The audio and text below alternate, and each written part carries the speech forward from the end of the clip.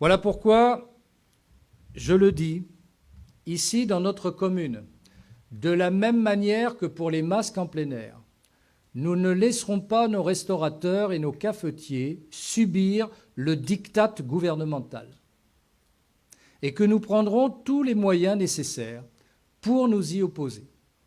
J'invite d'ailleurs les restaurateurs et les cafetiers et leurs clients à le faire savoir haut et fort et à ne pas se laisser tondre comme les moutons.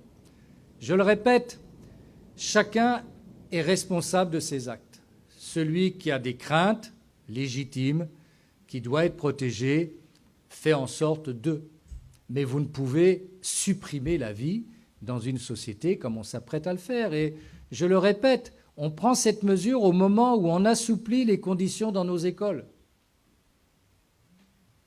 Quel paradoxe! Donc ce que je vous propose très solennellement, c'est de soutenir nos restaurateurs cafetiers, ici et dans le reste du département et de notre pays, et de dire attention. Faites bien attention quand vous allez dicter des mesures, parce que ça ne se passera pas comme ça. Et je pense qu'un gouvernement responsable doit veiller à la paix civile. Et il ne prend pas le chemin de la paix civile. Et ce que nous faisons là, c'est préventif. Mais nous ne laisserons pas refermer nos établissements de commerce une nouvelle fois, comme ça a été le cas précédemment. Et je répète les chiffres. Lorsque le confinement a été établi, on était à près de 1000 morts par jour. Lorsque le président de la République a dit « c'est bon, vous pouvez reprendre une vie normale, aller dans les écoles », on était à 500 morts par jour. Quand les écoles ont rouvert, on était à 250 morts par jour et qu'à l'heure actuelle, nous sommes à 40 morts par jour. Peut-être y aura-t-il demain, bien sûr, 100, 150 morts. On voudra bien nous donner les chiffres de l'année dernière, d'ailleurs, au même moment, pour mesurer l'impact ou non du virus par rapport aux morts, hélas, que nous enregistrons chaque année. La grippe fait tranquillement 30 000 morts, 25 000 morts par an, c'est-à-dire le chiffre que nous avons pour le moment du virus. Personne ne songeait l'année dernière à se vacciner, seulement 20% de la population s'était fait vacciner. Là, on est tranquille, le rush sera terrible. Il y en a même qui vont se faire vacciner 3 fois pour plus de sûreté.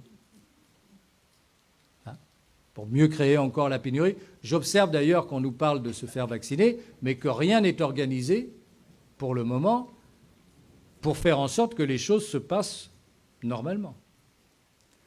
Donc les files d'attente des tests qui rappellent la grande époque des magasins soviétiques où tout le monde faisait la queue pour rien acheter est quand même assez pitoyable. Elle n'est pas digne d'un pays évolué en tout cas. Et je souhaite que Monsieur le Préfet soit bien inspiré, effectivement, de pratiquer pas simplement la concertation du docteur Véran à Marseille.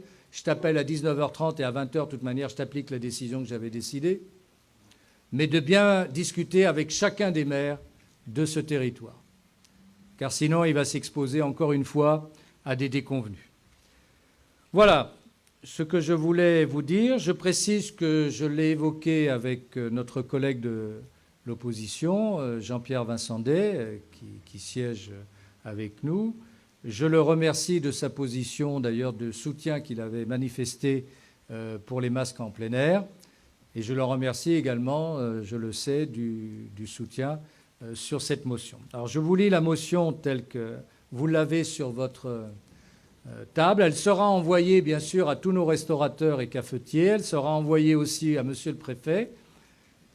Elle sera envoyée aux responsables syndicaux de la profession pour qu'ils y trouvent quand même un peu d'énergie pour défendre leur métier.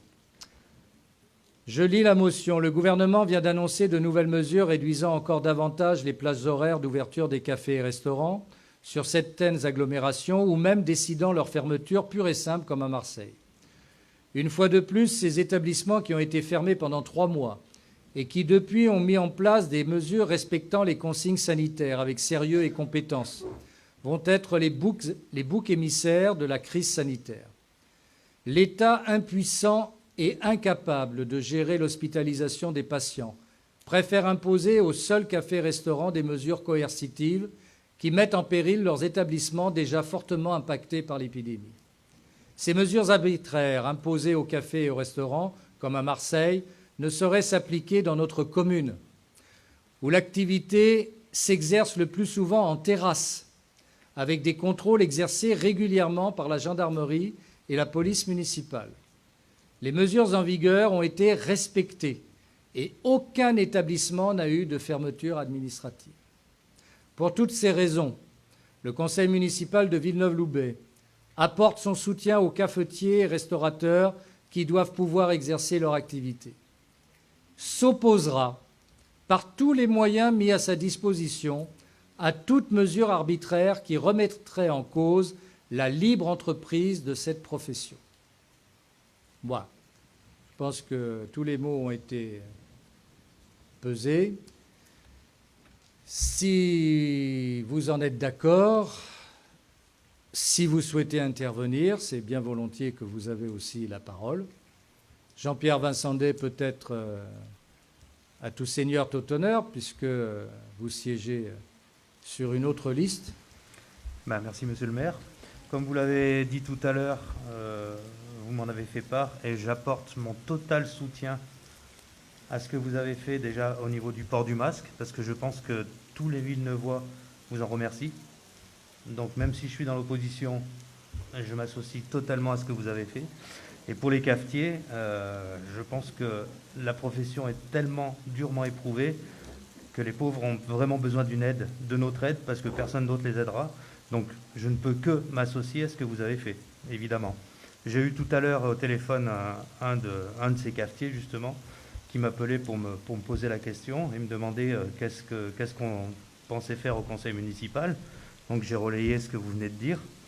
Et la personne est au bout du rouleau. Il m'expliquait qu'ils arrivent déjà très difficilement à travailler. Bon, il est sur le port de Marina. Et il me disait qu'ils arrivent déjà très difficilement à travailler, qu'ils essayent de remonter la pente comme ils peuvent. Et là, c'est un coup de massue. C'est un véritable coup de massue qu'ils ont sur la tête. Donc, en espérant qu'on n'en arrive pas au niveau de Marseille, qu'on ne nous demande pas de fermer. Et en tout cas, je m'associerai avec vous sur n'importe quelle action qui sera faite. Je m'associerai avec vous pour essayer de sauver les gens.